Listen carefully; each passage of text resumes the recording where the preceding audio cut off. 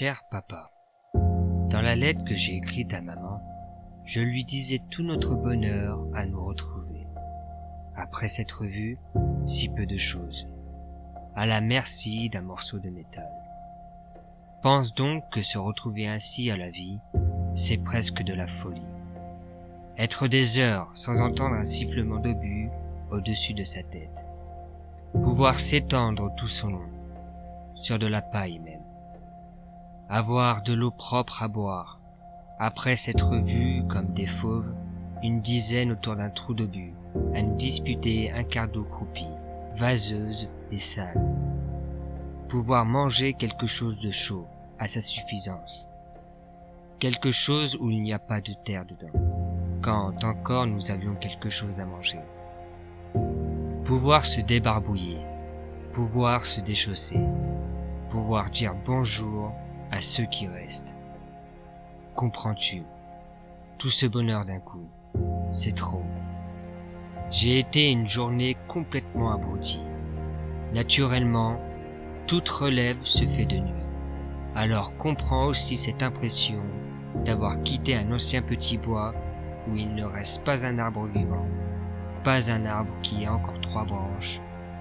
Et le matin suivant, après 2 ou 3 heures de repos, tout enfiévré, voir soudain une rangée de marronniers, tout vert, plein de vie, plein de sel.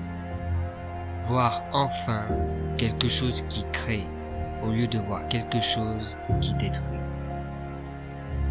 Pense que de chaque côté des lignes, sur une largeur d'1 kilomètre, il ne reste pas un brin de verdure, mais une terre grise de poudre, sans cesse retournée par les obus. Des blocs de pierre cassés, émiettés, des troncs déchiquetés, des débris de maçonnerie qui laissent supposer qu'il y a eu là une construction, qu'il y a eu des hommes. Je croyais avoir tout vu à Neuville. Eh bien, non, c'était une illusion. Là-bas, c'était encore de la guerre. On entendait des coups de fusil, des mitrailleuses, mais ici rien que des obus, rien que cela. Fuient des tranchées que l'on se bouleverse mutuellement, des lambeaux de chair qui volent en l'air, du sang qui éclabousse. Tu vas croire que j'exagère, mais non, c'est encore en dessous de la vérité.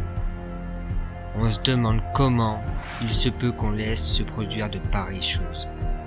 Je ne devrais peut-être pas décrire ces atrocités, mais il faut qu'on sache. On ignore la vérité trop brutale. Et dire qu'il y a 20 siècles que Jésus-Christ prêchait sur la bonté des hommes, qu'il y a des gens qui implorent la bonté divine, mais qu'ils se rendent compte de sa puissance, et qu'ils la comparent à la puissance d'un 380 Bosch ou d'un 270 français. Pauvres que nous sommes. Nous tenons cependant. C'est admirable.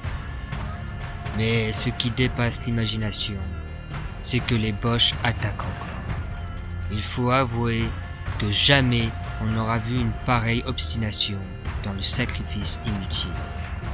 Quand par hasard ils gagnent un bout de terrain, ils savent ce que ça leur coûte, et encore ne le conservent-ils pas souvent.